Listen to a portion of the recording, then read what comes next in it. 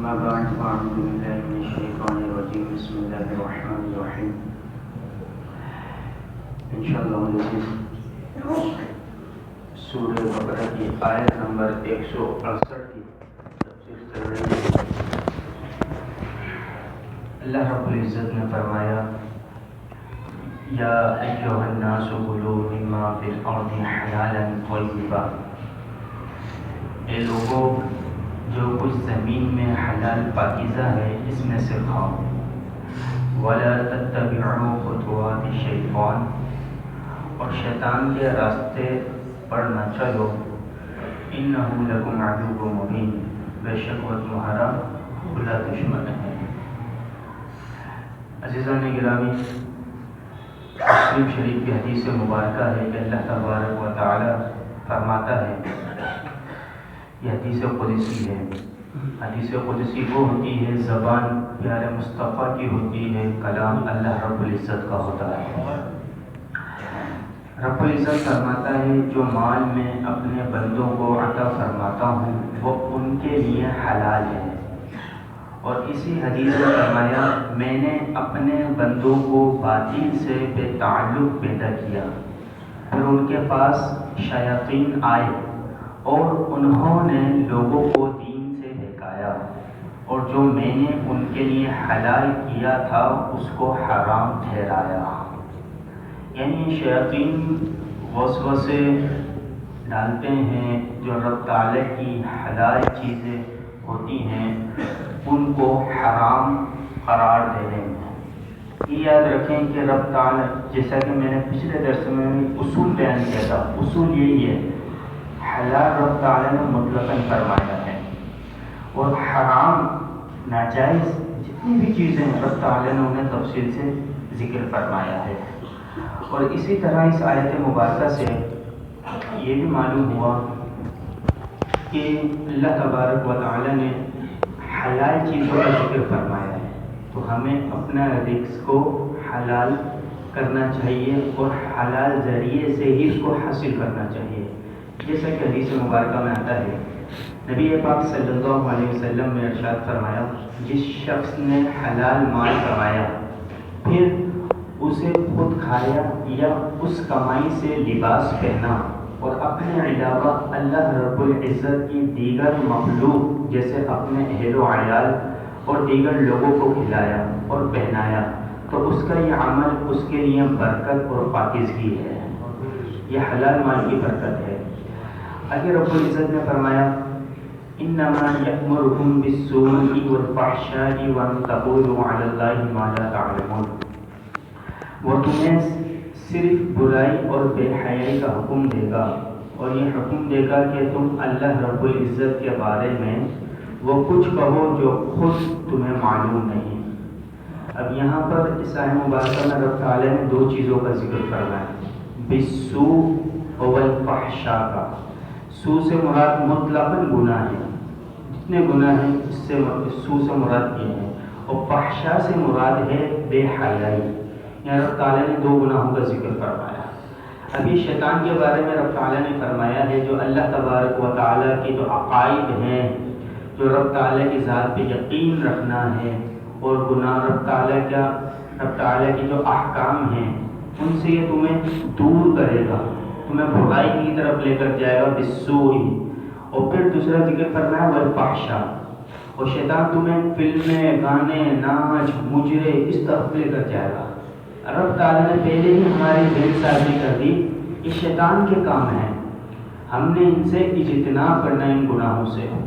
اور یہ بھی یاد رکھیں کہ افسوس کی بات یہ ہے کہ آج ہمارے معاشرے میں ہر گھر میں تقریباً اکثر دیکھا جائے شادی بیاہوں کے معاملات میں اور دیگر مواقع پر ہمارے ہاں ناچ گانے سارے بلند آواز سے، کسی کی نیند کی پرواہ نہیں ہے، کوئی کیا کر رہا ہے، کوئی گھر میں مطالعہ کر رہا ہے، کسی کی چیز کی پرواہ نہیں۔ شادی ایک مہینے پہلے سے ہی گانے بلند آواز سے بجنا شروع ہو جاتے ہیں، تو ہمیں اس چیز سے اجتناب کرنا چاہیے، کیونکہ رب تعالیٰ نے فرمایا شیطان کے کام ہیں۔ ہم تو الحمدللہ مومن ہیں، مسلمان ہیں، ہم تو شیطان کے کام نہیں کرنے چاہیے، رب تعالیٰ نے اس سے منع فرمایا۔ آگے فرمایا وَإِذَا قِيلَ لَهُمُ اتَّبِعُوا مَا أَنزَلَ اللَّهُ، اور جب ان سے کہا جائے کہ اس کی پیروی کرو جو اللہ نے نازل کیا ہے، قالوا بل نتبع ما الفینا علیہ آباءنا، تو وہ کہتے ہیں بلکہ ہم تو اس کی پیروی کریں گے جس پر ہم نے اپنے باپ دادوں کو پایا ہے۔ اولو کان آباؤہم لا یعقلون شیئا ولا یہتدون، کیا اگرچہ ان کے باپ دادا نہ کچھ عقل رکھتے ہوں نہ وہ ہدایت یافتہ ہوں۔ تو عزیزان گرامی، آیہ مبارکہ کفار کے بارے میں رب تعالیٰ نے اس آیت کو نازل فرمایا۔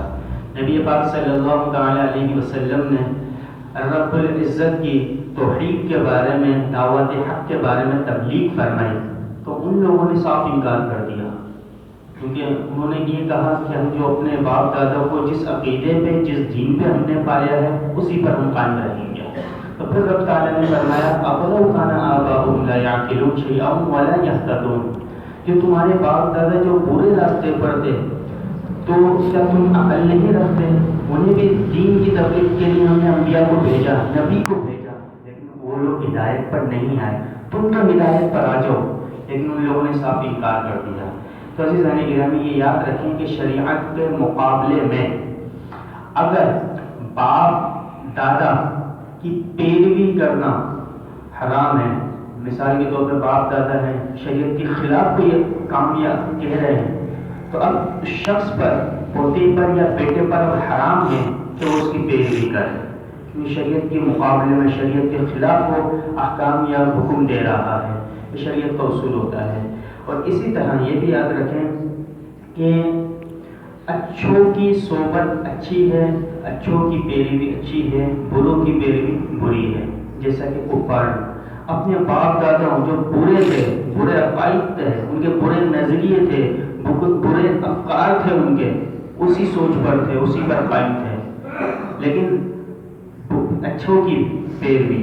اب جیسے اگر کوئی شخص ائمہ مجتہدین، صحابہ کرام، تابعین اور بزرگان دین کی سوچ پر ہے کہ اچھوں کی سوچ ہے، انشاءاللہ یہ بروز قیامت کام بھی آئے گی، اور رب تعالیٰ نے اس کا حکم بھی فرمایا ہے، جیسے کہ رب تعالیٰ نے خود ارشاد فرمایا صراط الذین انعمت علیہم، یا اللہ ہمیں اس راستے پر چلا جن پر تم نے انعام کیا ہے۔ اب انعامی یافتہ لوگ کون ہیں؟ وَإِذْ أَنْعَمَ اللَّهُ عَلَيْهِمْ مِنَ الَّذِينَ أَنْعَمَ اللَّهُ مِنَ النَّبِيِّينَ وَالصِّدِّيقِينَ وَالشُّهَدَاءِ وَالصَّالِحِينَ وَحَسُنَ أُولَئِكَ رَفِيقًا۔ یہ صدیقین، صالحین، شہداء وحسن اولئک رفیقا، اور کیا ہی اچھے ساتھی ہیں۔ اور رب تعالیٰ نے خود فرمایا وَكُونُوا مَعَ الصَّادِقِينَ، تم سچوں کے ساتھ ہو جاؤ، تم سچوں کے ساتھ ہو جاؤ۔ تو بہرحال تو ہمیں اچھوں کی پیروی بھی اچھی ہوتی ہے۔ آگے فرمایا وَمَثَلُ الَّذِينَ كَفَرُوا كَمَثَلِ الَّذِي يَنْعِقُ بِمَا لَا يَسْمَعُ إِلَّا دُعَاءً وَنِدَاءً، یہ کفار کے بارے میں ہی رب تعالیٰ کلام فرما رہا ہے۔ اور کافروں کی مثال اس شخص کی طرح ہے جو کسی ایسے کو پکارے جو خالی چیخوں پکار کے سوا کچھ نہیں۔ صم بکم عمی فہم لا یعقلون، یہ کفار بہرے، گنگے، اندھے تو ہیں، یہ سمجھتے نہیں۔ بہرا بھی کہا رب تعالیٰ نے، انہیں گنگا بھی کہا، آنکھیں لیکن اندھے ہیں، زبان ہیں بولتے ہیں لیکن گنگے ہیں، کان ہیں سنتے ہیں لیکن بہرے ہیں۔ رب تعالیٰ نے یہ کیوں فرمایا؟ تو یہاں پر مفسرین نے فرمایا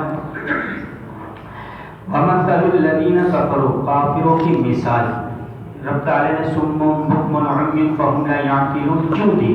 تو اس میں یہ ہے کہ ایک چرواہا ایک جانوروں کا ریوڑ ہو اور اس کا مالک اب اس ریوڑ کو، ان جانوروں کو آواز دے تو وہ جانور اس آواز پر اس کی حکم کی تعمیل کریں، بس مانیں سنیں، لیکن اس کے کلام کے مفہوم کو جانور سمجھتا نہیں۔ اس کے مالک نے آواز دی، ٹھہر جاتے ہیں جانور، یا ڈنڈا مارا تو ادھر سے ادھر ہو جاتے ہیں، لیکن اس مالک کے کلام کو وہ سمجھتے نہیں ہیں لیکن سنتے ضرور ہیں۔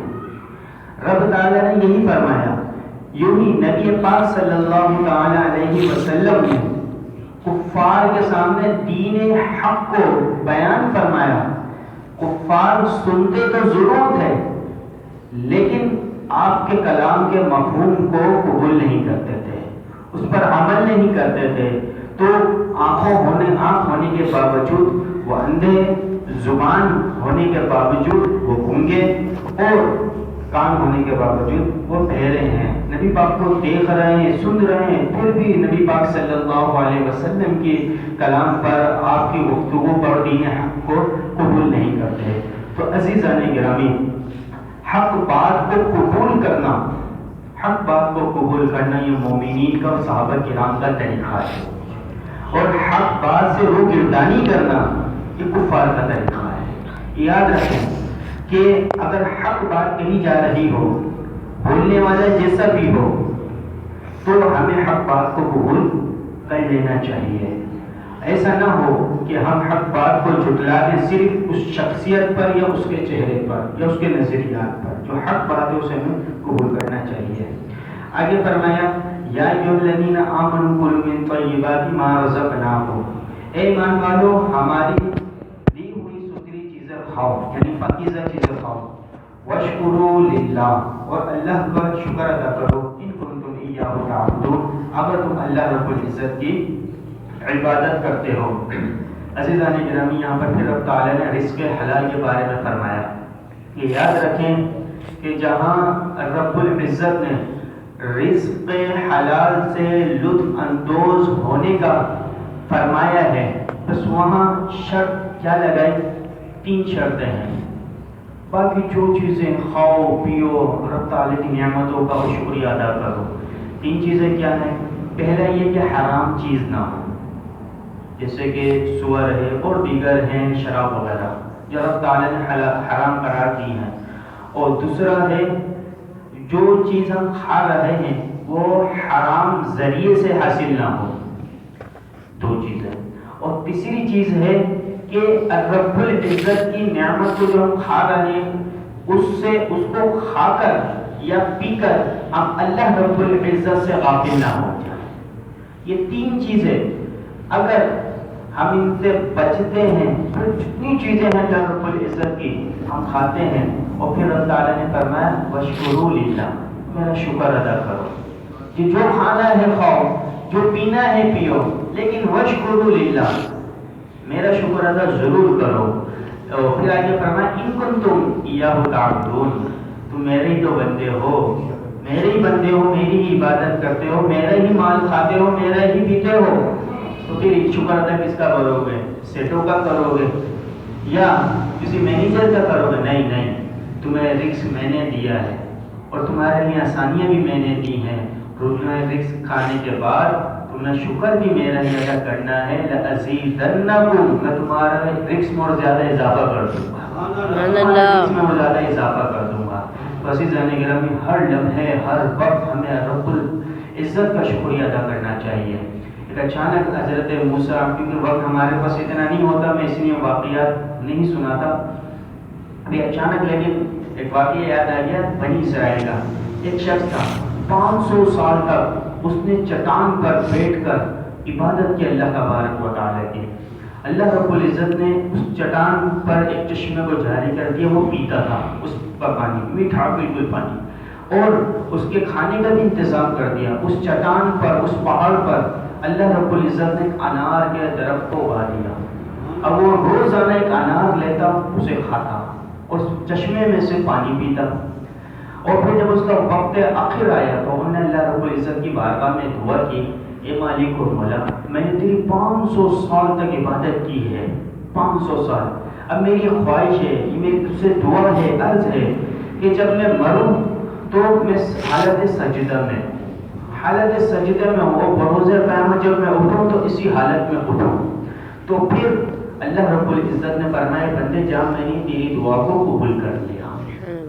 جب اس کی روح قبض ہو گئی، جب وہ اللہ تبارک و تعالیٰ کی بارگاہ میں پہنچا تو اللہ تبارک و تعالیٰ نے اس بنی اسرائیل کے بندے سے، شخص سے کہا، جا میں نے تجھے اپنے فضل و کرم سے تیری مغفرت کر دی ہے اور تجھے جنت میں اعلیٰ مقام عطا فرما دیا۔ جب اس نے سنا میری 500 سال کی عبادت اور اللہ تبارک و تعالی یہ فرما رہا ہے کہ میں نے اپنے فضل سے میں نے تیری بخشش کر دی. جو میں نے 500 سال کی عبادت کی تھی وہ کام گئی, اس کا انعام کام گیا. تو اللہ تبارک و تعالی نے پھر فرشتوں کو حکم دیا, اب اسے جنت کے بجائے جہنم میں لے کر جاؤ, جہنم میں لے کے جاؤ. اللہ اکبر. جب فرشتے اسے جہنم کے راستے پر لے کر چلے, جہنم کئی سالوں دور تھی, لیکن اس کی گرمی, اس کی تپش سے اس کا حلق خشک ہونے لگا. فرشتوں سے کہنے لگا مجھے پانی دو, مجھے پانی دو, مجھے پانی دو. فرشتوں نے کہا پانی نہیں ملے گا. پھر جب تھوڑا اور آگے چلے, مختصر یہ, تو پھر فرشتوں نے کہا تمہیں پانی کا پیالہ ضرور ملے گا, لیکن تمہاری 500 سال کی عبادت کے عوض ملے گا. 500 سال کی عبادت کے عوض ملے گا. تو پھر ان فرشتوں, اس نے شخص نے کہا ٹھیک ہے مجھے منظور ہے. پیالہ دے دیا گیا اور اس نے پانی کو پیا. اور پھر تھوڑی آگے دور چلے تو پھر اس کا حلق خشک ہونے لگ گیا. تو اللہ تبارک و تعالی نے حکم فرمایا فرشتوں سے جہنم کی طرف نہیں بلکہ میرے پاس لے کر آ. جب رب تعالی کی بارگاہ میں وہ شخص گیا, پھر اللہ تبارک و تعالی نے اس شخص سے کہا اے میرے بندے, اب تیرے ساتھ کیا معاملہ کیا گیا ہے؟ جو تو نے 500 سال کی عبادت کی تھی اس کا بدلہ پانی کا ایک پیالہ ہے. پانی کا ایک پیالہ ہے جو میں نے تجھے یہ کہا تھا, میں نے اپنے فضل سے تیری بخشش کر دی ہے. اب یہ اس کا تو حساب ہے. جب تو نے 500 سال کی عبادت کی, میں نے تجھے سانسیں دی, میں نے تجھے توفیق دی, میں نے تجھے طاقت دی, میں نے تیرے لیے چشمے کا انتظام کیا, میں نے تیرے لیے کھانے کا اہتمام کیا, انار کا درخت اگایا, اور جو جو تو نے مانگا وہ چیزیں میں نے تیرے کو دی. ان سب چیزوں کا میرے کو حساب دے تاکہ میں تجھے جنت میں داخل ہوں. اس نے پھر رب تعالیٰ کی بارگاہ میں عرض کی اے مالک کو بولا مجھے معاف کر دے, بے شک تو ہی اپنے فضل سے لوگوں کو جنت میں داخلہ کرتا ہے. تو رب تعالیٰ کا فضل مانگنا چاہیے. اپنی عبادات پر, اپنے تقوی پر بندے کو غرور و تکبر نہیں ہونا چاہیے. بات یہی ہے واشکروا للہ, رب تعالیٰ کی شکر ادا کرو. انشاءاللہ العزیز آگے حرام اور کا ذکر آ رہا ہے جو رب تعالیٰ نے ارشاد فرمائی ہیں. آئندہ اتوار کو اس کی تفسیر کریں گے. رب تعالیٰ ہم تمام کو عمل کی توفیق عطا فرمائے.